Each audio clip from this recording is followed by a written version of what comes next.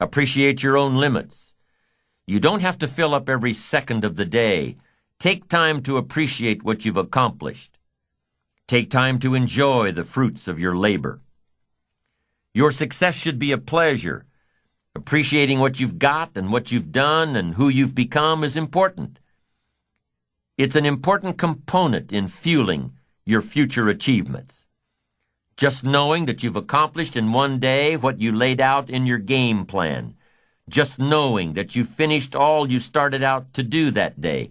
That's encouraging. And it's these little daily advantages that you're gaining that continue to fuel your achievement. Let's say you're figuring out tomorrow's game plan tonight, and tomorrow looks pretty light. So all you write down for tomorrow is cleanup day. Clean up all the little notes on your desk. Write all the thank you notes you haven't gotten around to writing all week. Take care of a few phone calls that keep getting shuffled from one day to the next. Nothing major, just minor stuff. But nonetheless, little stuff that keeps nagging on you until you get it done. So you spend your day in a cleanup mode. You file the notes, write the thank you cards, make the phone calls. Not a major day, but at the end of the day, you feel you've accomplished so much. Why? Because you've taken care of so many little details. The little details that can make a major difference. You feel like you've really achieved something during this day that started out to be so minor. Little achievements are just as important as big achievements. Why? Because you can't appreciate the big achievements without first appreciating the little ones. Success is the constant process of working toward your goals, little achievement by little achievement. Little achievements produce big results.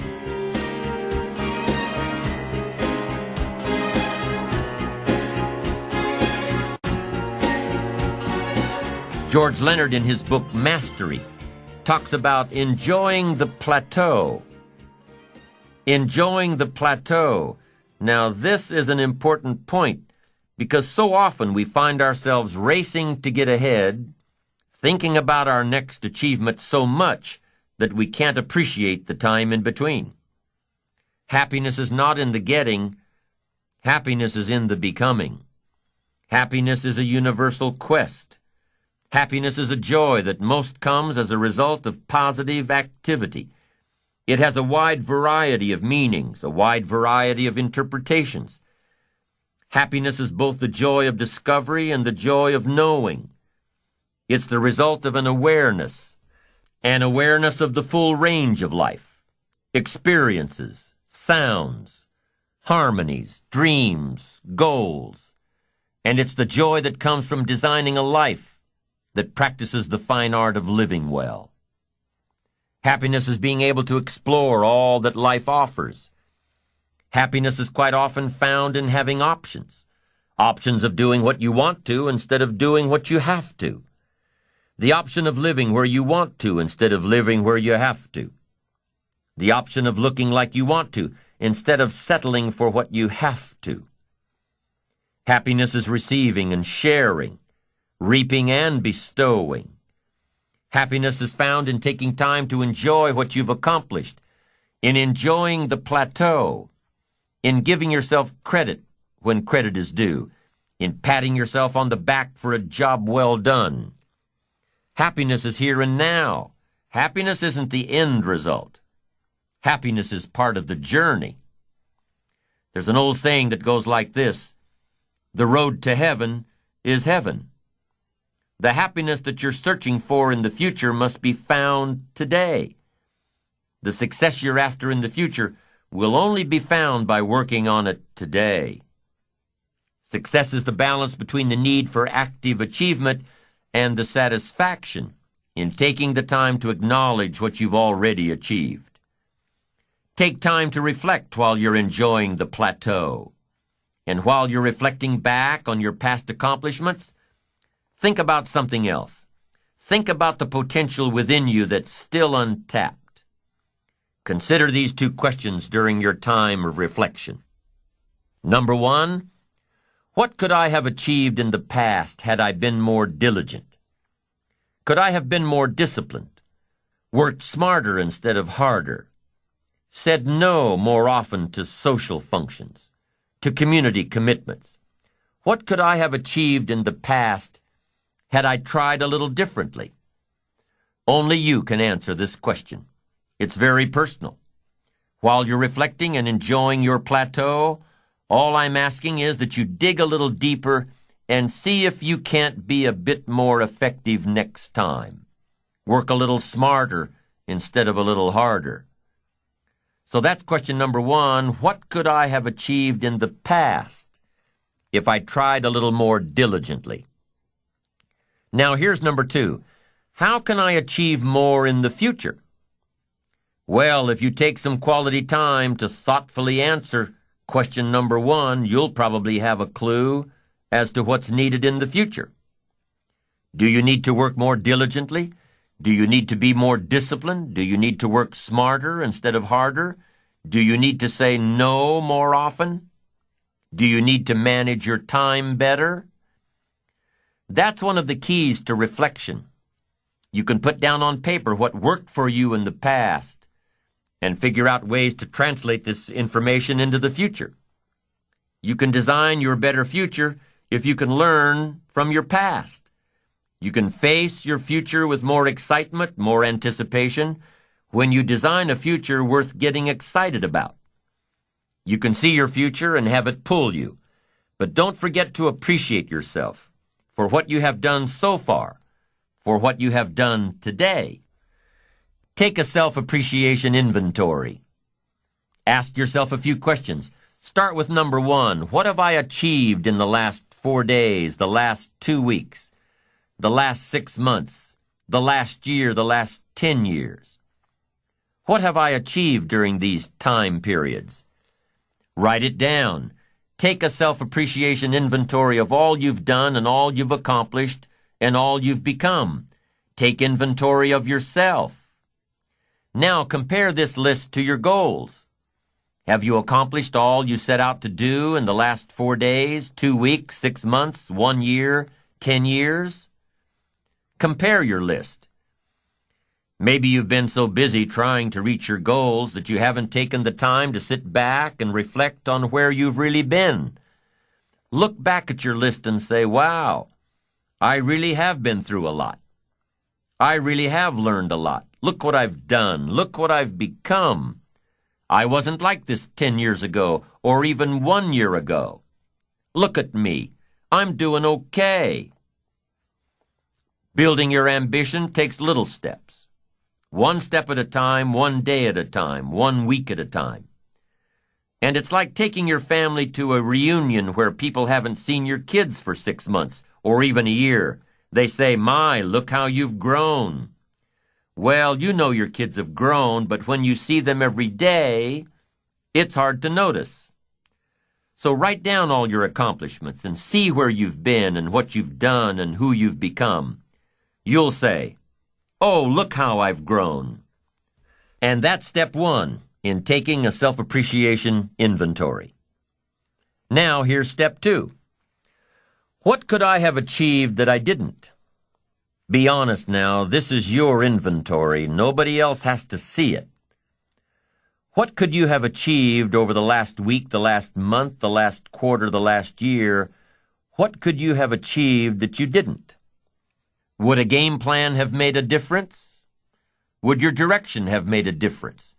Would greater preparation have made a difference? Would more discipline have made a difference? In how you changed your habits, changed your life? Would time management have made a difference? Major time over minor time. Ask yourself, what could I have achieved that I didn't? Now, take this 1 step further with number 3. What do I want to achieve in the next 4 days, the next 2 weeks, the next 6 months, over the next year, over the next 10 years? What do I want to achieve? Well, all this falls in line with your goals. What you could achieve has to fall in line with what you want to achieve. What you could do has to line up with what you want to do. And what you could become has to meet, what do I want to become? Everything affects everything. And through the proper disciplines, practiced every day, through the proper disciplines, the what could I do has to match up with what do I want to do. And here's number 4. What can I do to achieve this that I'm not doing now? What could I do to achieve my goals that I'm not doing now? What things do I need to work on that I'm not working on now? Remember, it's easy to do the disciplines, the little things every day, and it's easy not to. It's easy not to. Look back at the self-knowledge inventory that you took on side 3 of this program, the session on positive self-direction. Look back at the list you made of your 3 most important work-related goals.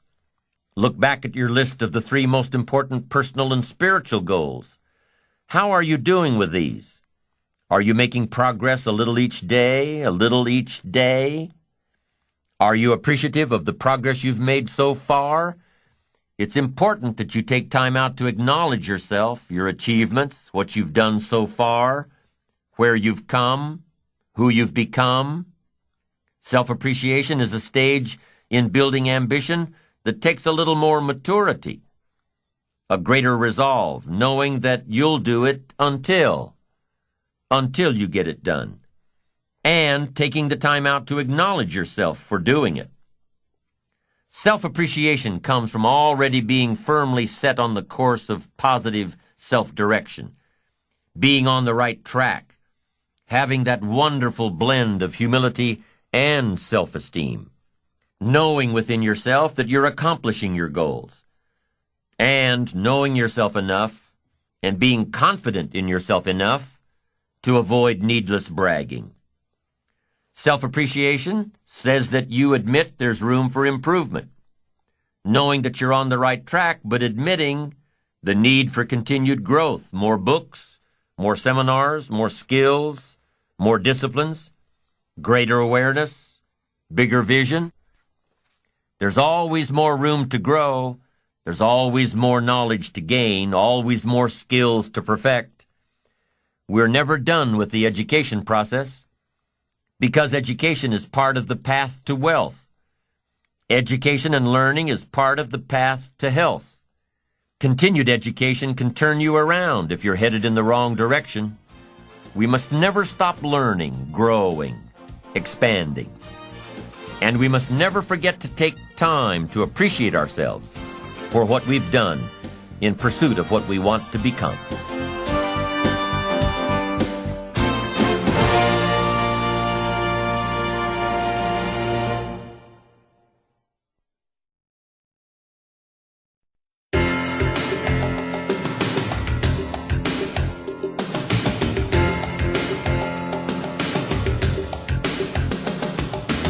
So far in this series on the power of ambition, we've addressed a brief history of ambition in this great country of ours. And we've talked about the 6 steps of building our ambition. Before we go into how ambition affects our personal lives, let me just review the steps we've covered so far. Step 1, positive self-direction, knowing who you are and where you want to go with your life. Step 2 is self-reliance, taking responsibility for your own life and taking responsibility for all that happens in your life. Step 3, self-discipline, addressing ambition at the daily level, doing all you can every day, and doing it until you get there, knowing that the pain of discipline weighs ounces and the pain of regret weighs tons. Step 4 is self-enterprise, keeping your eyes and ears open at all times, being aware of opportunities around you, and being able to create opportunities that'll keep you on the road to success. Step 5 in building your ambition is working with others, learning how to effectively communicate with those around you, learning how to maximize your networking abilities, and learning to work with those who deserve it, not those who need it. And step 6 is self-appreciation, fueling your accomplishments tomorrow by acknowledging your successes today. Each of these 6 building blocks works together in creating energy, directing energy to fuel our ambitions. So as we talk now about ambition and how it affects our personal life, let's make sure to remember the building blocks that we've already discussed. Balancing your personal life with your professional life is key to making your ambition work for you. Home life, work life, they must work together. Making sure that what you're going for in your career complements your home life. Making sure that what goes on at home complements your career. One won't work well if the other doesn't. Lady gets into work early in the morning, is the last one to leave every night. This keeps going on week after week, month after month. Doesn't seem like she gets that much more accomplished than everyone else. Matter of fact, it seems like she's using the office to escape from home. Something's wrong here. Better fix it. Chances are that whatever's bothering her at home is affecting her work anyway. A guy's always late for work. Always takes off during the middle of the day to go home. There always seems to be some sort of emergency to tend to at home. He takes long breaks, leaves early to go home. He's not getting his work done in record time. He's not getting anything done at all. Chances are he's using the emergencies at home as an excuse to stay away from the job. If something's wrong at work, fix it, if you can, or look for your solution elsewhere. If something's wrong at home, fix it. If what's going on at home is the result of neglect, admit it and fix it. Pay greater attention. If you need to go to counseling, go to counseling. Talk with your minister. Talk with a trusted friend. But remember that whatever the problem is at home, it probably didn't happen overnight. So make sure to give it some time in the healing. Be patient. Now there's a balance between work time and home time, professional time and personal time. They both have to be working well in order to maximize your ambition and maximize your potential. Problems at home affect work. Problems at work affect home.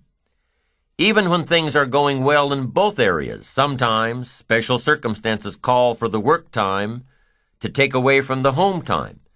And if that's the case, make sure everybody at home knows when to expect the light at the end of the tunnel. And if that extra project is really taking away from the family, make sure your family knows that their time will be paid back with interest. Psychologists have found 2 major things that we as human beings get the most happiness and satisfaction from. 2 things. Number 1, our work, our contribution to society, our continued progress toward reaching our goals, our activity that generates our lifestyle, influence, power. And number 2, love. The love we receive from our spouse, our children, our parents, our families, our friends. Knowing that one person or several people care about us, want to spend time with us.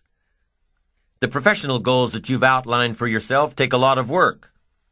Your ambition takes a lot of work, discipline, skills, constant learning to improve yourself and develop yourself and improve your skills and develop your skills. You don't expect that your achievements will come to you on a silver platter. Working on the wish and the hope and the prayer philosophy? No. You know that your goals require constant attention and discipline every day. Or they'll what? They'll never come to you at all.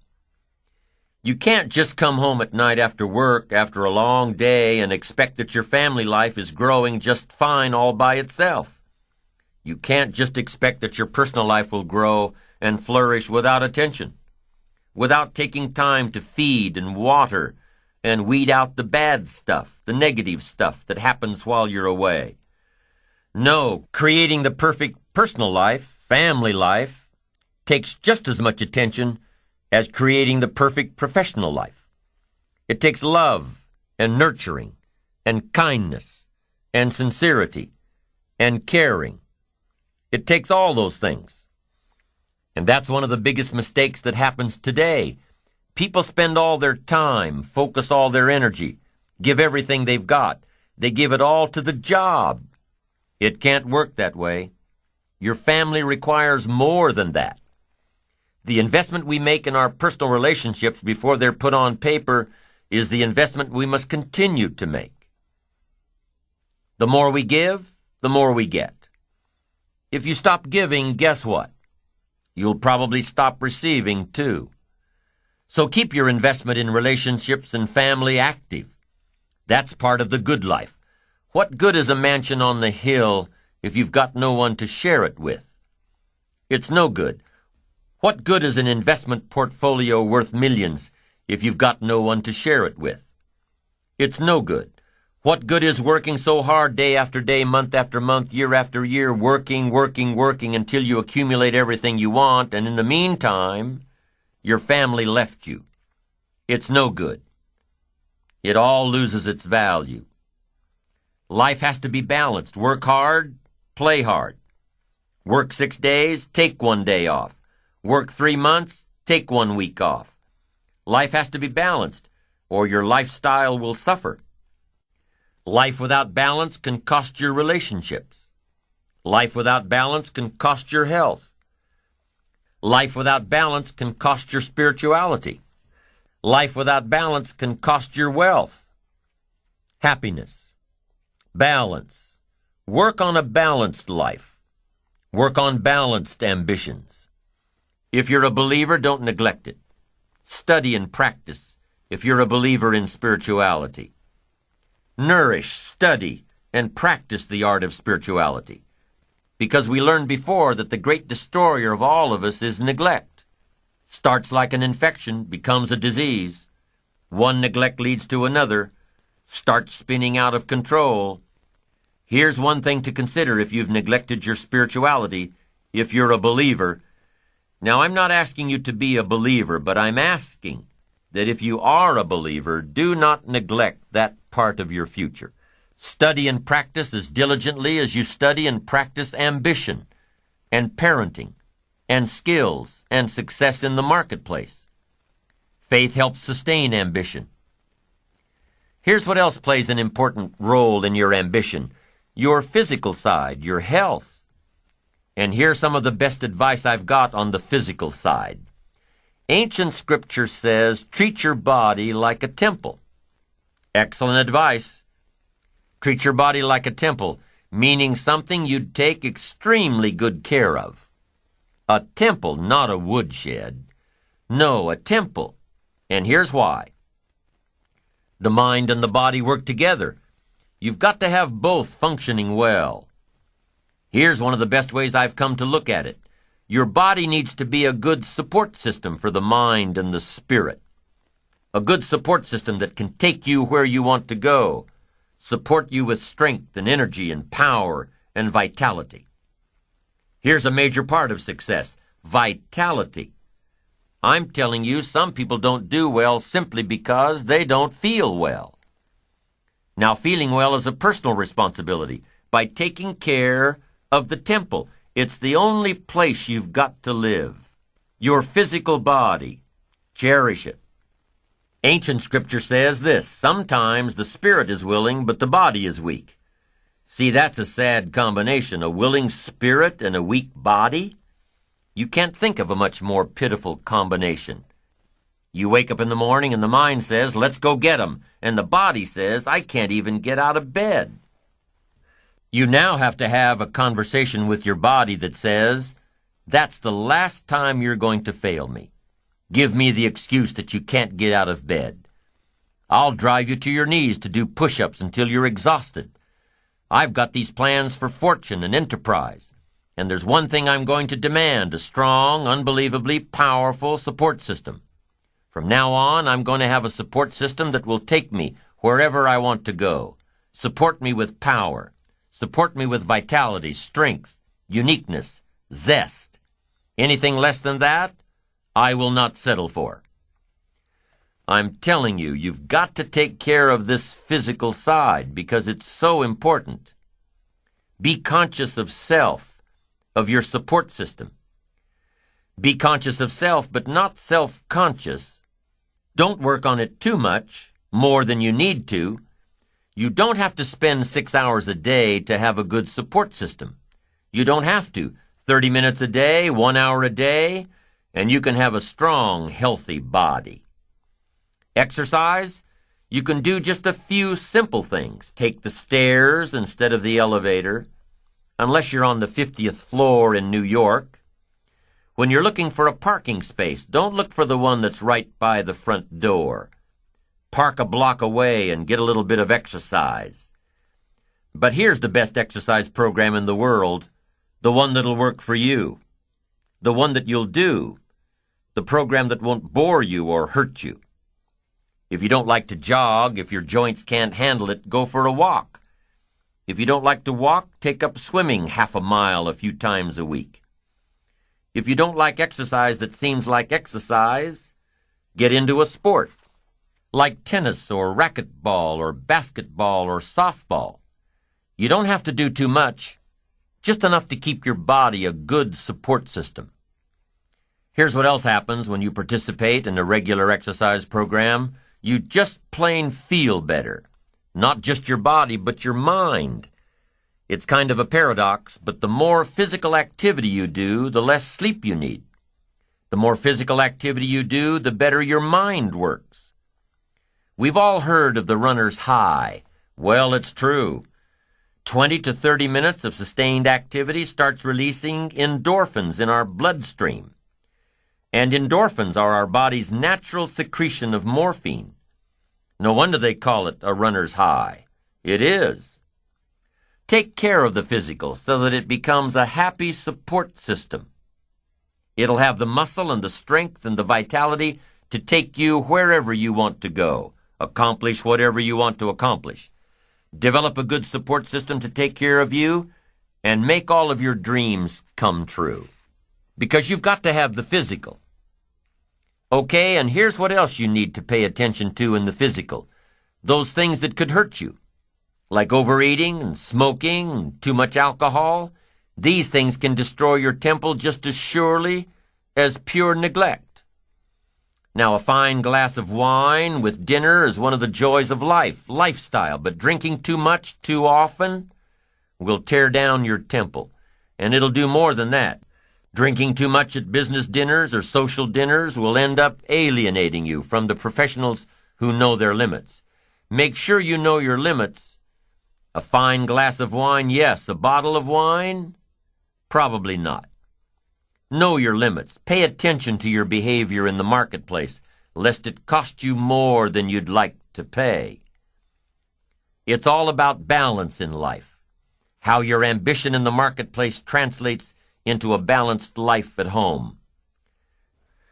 If you're giving too much at work, pay it back to your family with interest. Balance. It's important. If you don't have balance, you have what?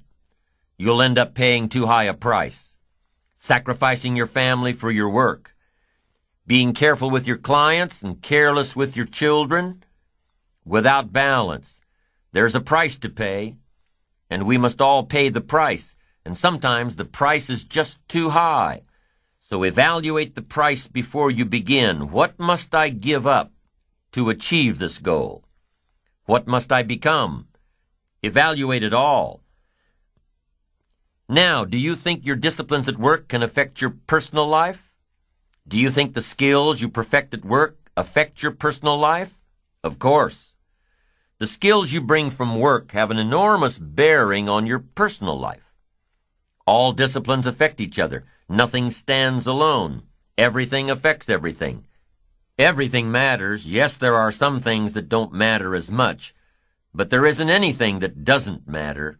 Nothing at all. Be not casual in your approach to life and business and family. Don't be casual. Everything matters. How you treat your children will undoubtedly affect how you treat your clients.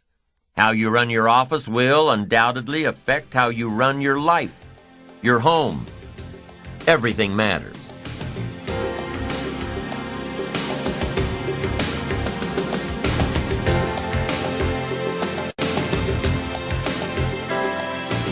Now let's look at leadership. The skills of leadership are required at work Yes, but they're also required at home, with our families, in the community, in education.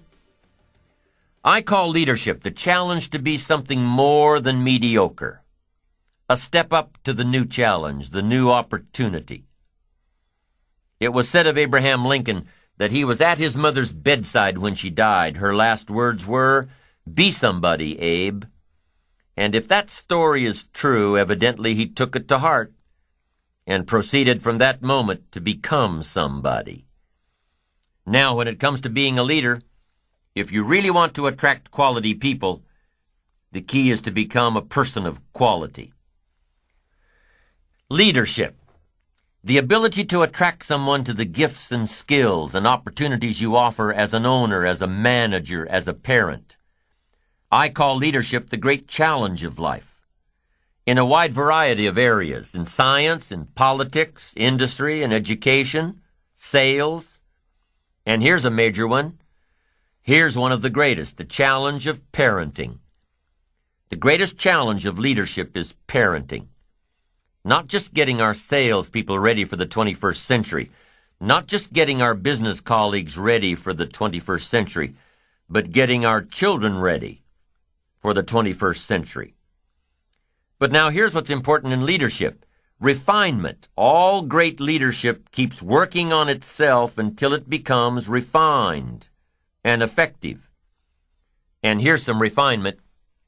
Learn to be strong but not rude. This is a refinement. These are the extra steps to become a powerful, capable leader with a wide range of reach. Some people mistake rudeness for strength. It's not even a good substitute. Next, be kind but not weak. We must not mistake weakness for kindness. Kindness isn't weak. Kindness is a certain type of strength. We must be kind enough to tell somebody the truth. We must be kind enough and considerate enough to lay it on the line. We must be kind enough to tell it like it is and not deal in delusion. Next, learn to be bold but not a bully. It does take boldness to win the day, to build your ambitions. You've got to stride out front. You've got to be willing to take the first arrow, to take the first problem, first trouble. I think we'd all agree that farming is not an easy job. We must face the weeds and the rains and the bugs straight on. It's not an easy task. But if you want any value at harvest, you've got to press, you've got to be bold, you've got to seize it. Here's the next one. You've got to be humble but not timid. You can't get to the high life by being timid. Some people mistake timidity for humility. But humility is a virtue. Timidity is a disease. It's an affliction. Now it can be cured, but it is a problem. Humility is almost a godlike word. A sense of awe, a sense of wonder, an awareness of the human soul and spirit. Something unique about the human drama versus the rest of life. Humility is a grasp of the distance between us and the stars, yet having the feeling that we're part of the stars. Here's a good refinement. Be proud but not arrogant. It takes pride to win the day. It takes pride to build your ambition. It takes pride in community. It takes pride in cause, accomplishment. But the key is to be proud without being arrogant. Do you know the worst kind of arrogance? Arrogance from ignorance. It's hardly tolerable. And it can be expensive. A young newlywed couple got some money from their parents to buy a new set of patio furniture. Young couple goes to the store and picks out the perfect set. They go to the checkout, and the clerk scans the UPC code. The couple says, "Hey, there's 4 chairs in this container. You're only charging us for 1. Clerk says, "I know my job," she says arrogantly. "I stepped up here and scanned the container. Don't you think I know what I'm doing?" Well, the young couple tried to explain that she was wrong. Clerk wouldn't listen. Young couple got 4 beautiful patio chairs for the price of 1. Now, do you think the store clerk will alter her arrogant attitude when it's time to close out her cash drawer? Probably so. Ignorant arrogance is the worst kind. If a guy's smart and arrogant, we can tolerate that. But if a guy's dumb and arrogant, that's just too much to take. And here's the next one, humor without folly. That's important for a leader. Humor, yes, but folly, no. In leadership, we learn it's okay to be witty but not silly. Witty but not silly. Fun but not foolish.